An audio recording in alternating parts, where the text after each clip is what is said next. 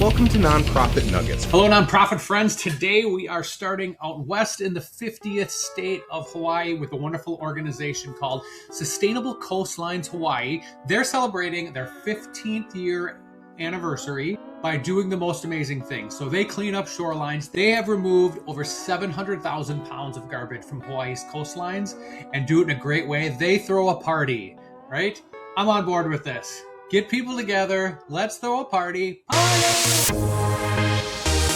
Oh, and while you're doing it, do amazing work. So at this specific event at the Makapau Beach, so many vowels in the Hawaiian language, they cleaned up over 300 pounds of garbage in the area, as well as put in the ground over 35 native plants to help spruce up the area. Great idea. I feel like we could get more people on board here.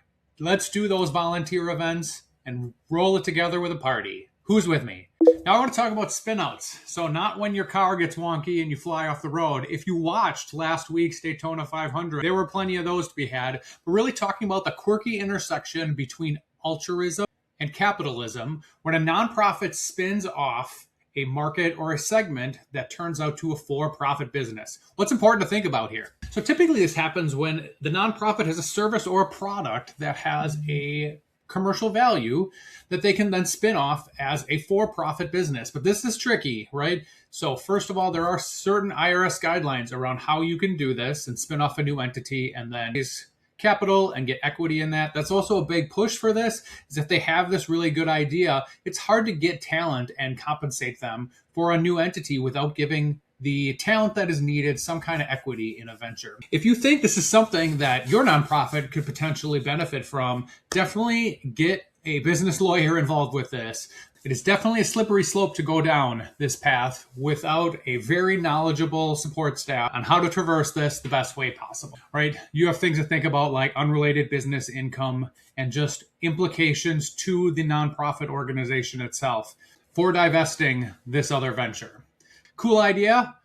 Pretty much what ChatGPT/OpenAI is doing right now, starting as a nonprofit and getting out that tool out in the world, and maybe something that we all could benefit from. All right, and we're back. Today, we're doing chicken from the Cozzy Corner. Or not any corner. Could be cozy though. Yeah, but it's not a corner. Just go. Okay. So it looks delicious. I love fried chicken.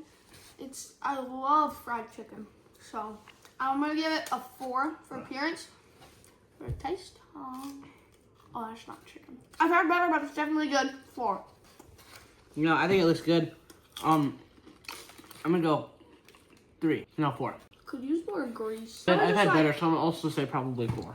Bacon All right, into and something, and you get all of this food with some sides for $20 a meal. Pretty good deal. I'll give that a 4. Thanks, guys.